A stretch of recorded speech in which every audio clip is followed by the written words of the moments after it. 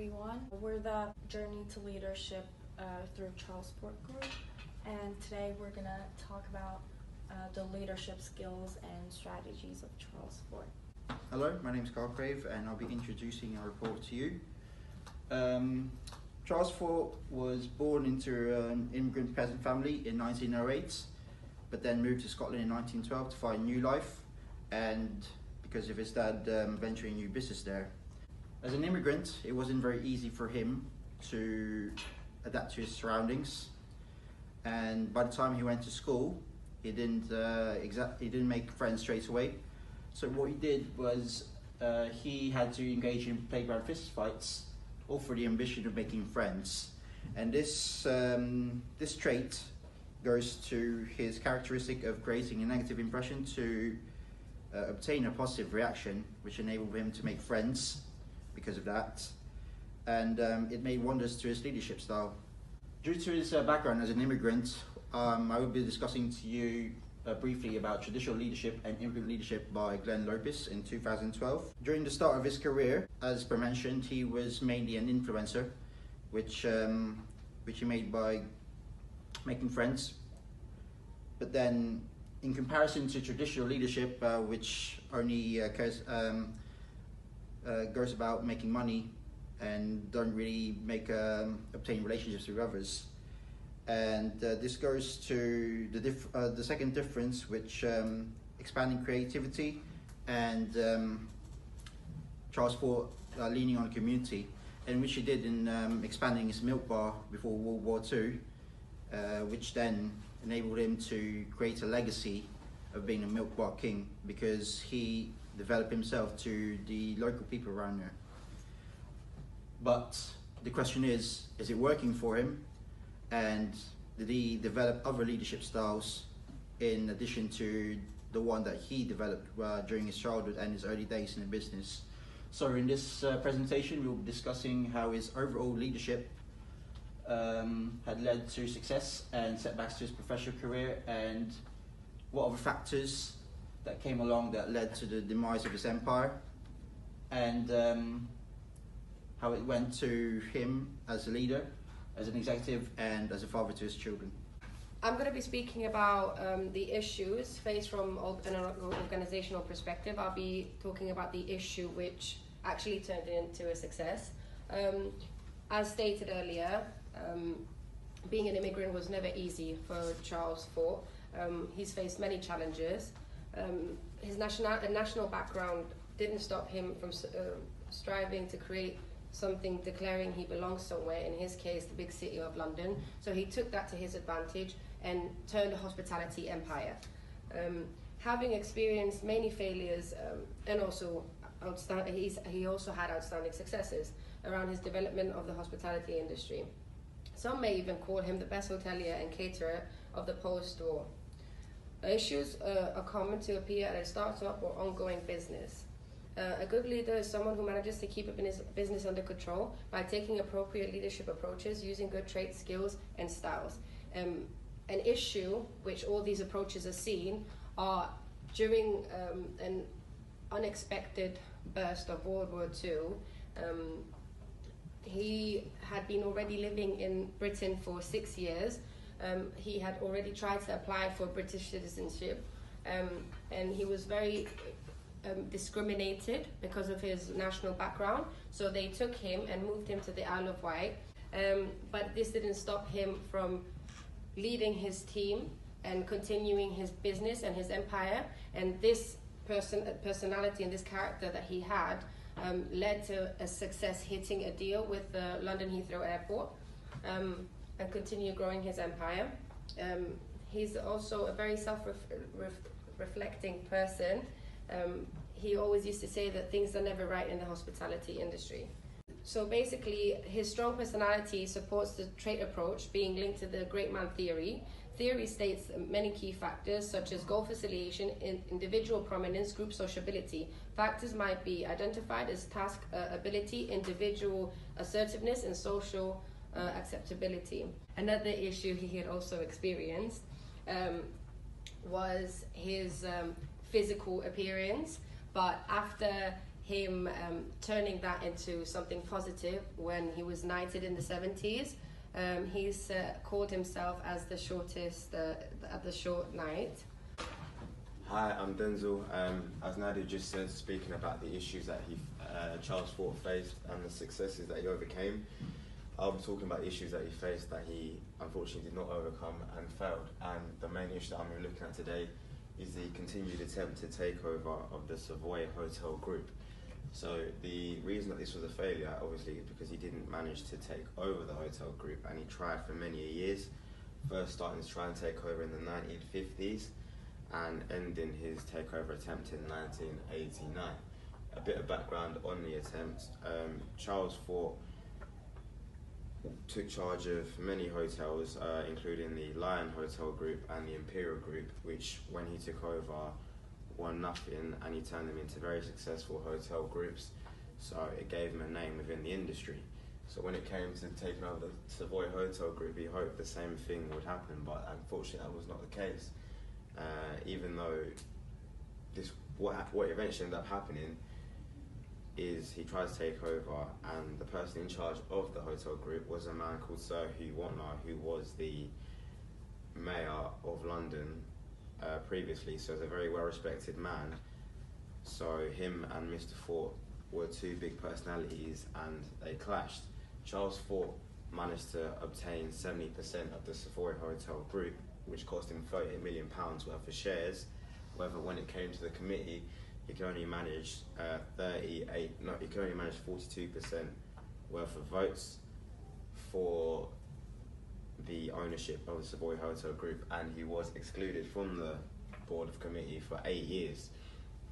So if we look at this failure and the failure in the attempt, a few comments that Charles Forte had was that he could not stand to see the Savoy Hotel Group be run so badly, and in response to this, Sir Hugh Watner claimed that he only wanted to take over the hotel because of vanity.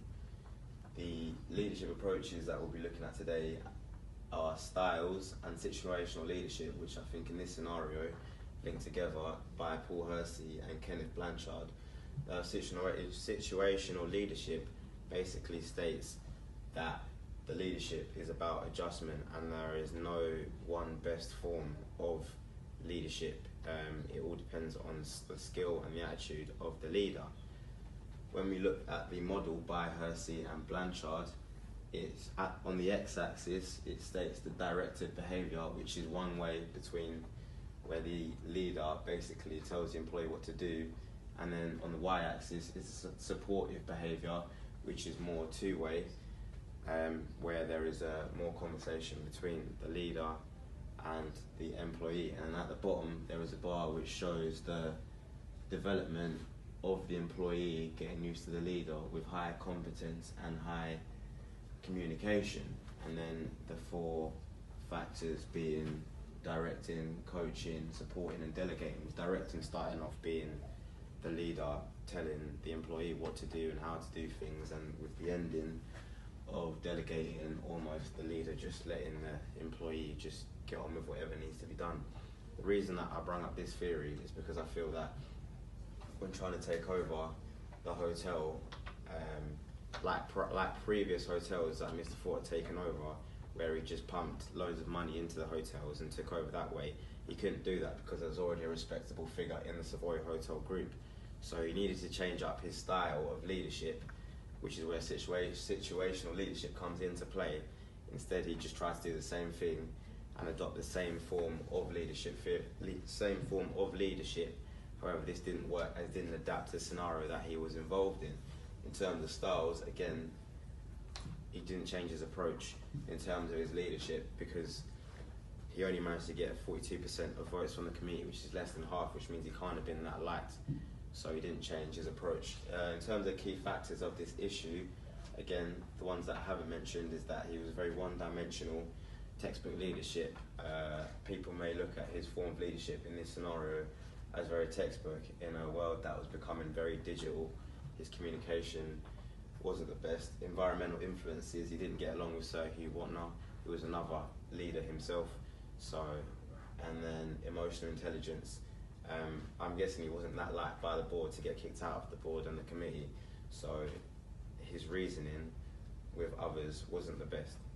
Even though Charles Forte has faced many difficult circumstances in which he has successfully managed, the most notable one has to be the Trust House merger in 1970.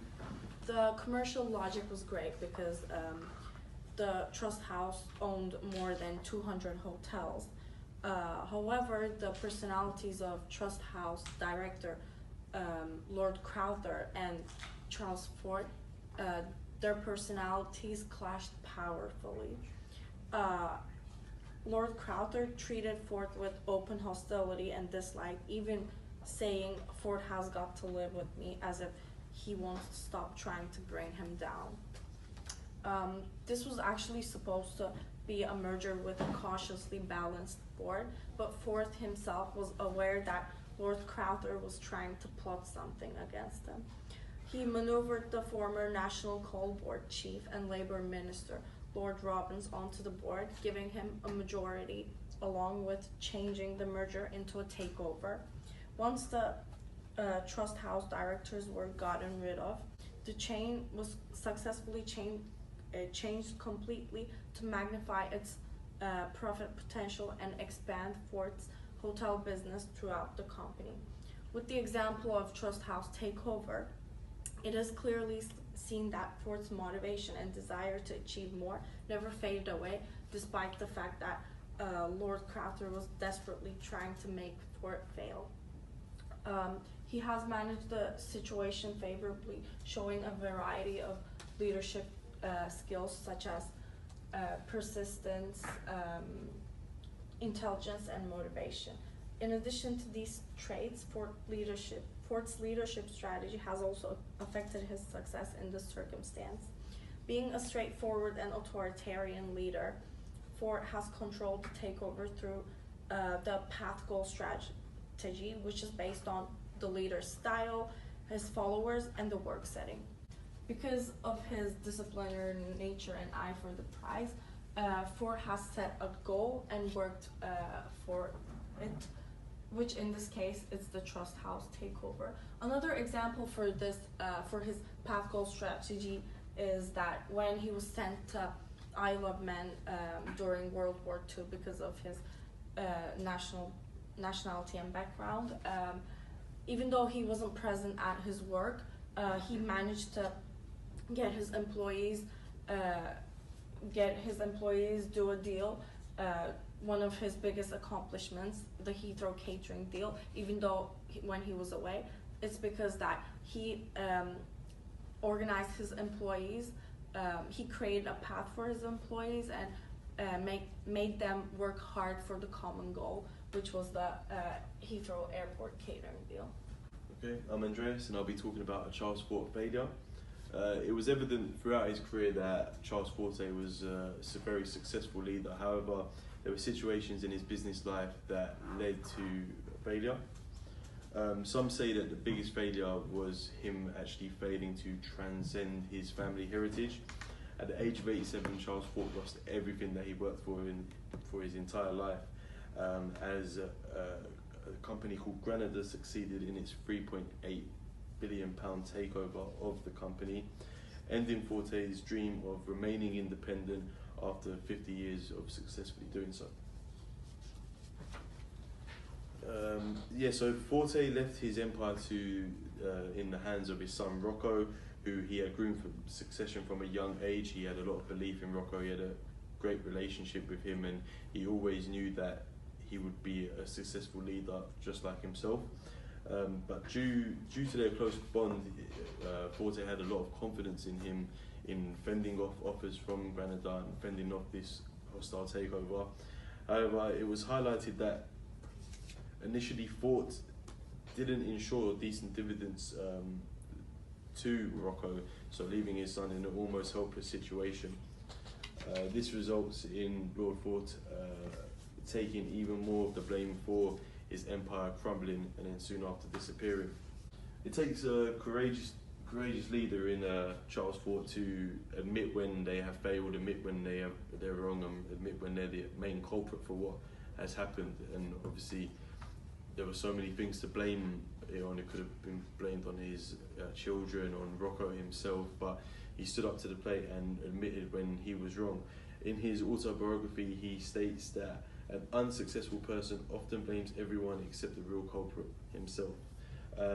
This emphasizes the extensive leadership of always taking responsibility for his actions and for all of his failures. Although his legacy is somewhat tainted, he will still be remembered as a very successful leader, regardless of the hostile takeover. Forte's leadership relates to the contingency theory, as Forte led by example and his followers had such utmost respect for him, emphasizing his long-reigning leadership skills. However, family feuds in the build-up to the takeover will question the relationship in the later years he had with his followers, of course his children. Okay, to conclude, we can argue that Charles Fort's approach to leadership is a bit more direct, aggressive, authoritarian and perfectionist.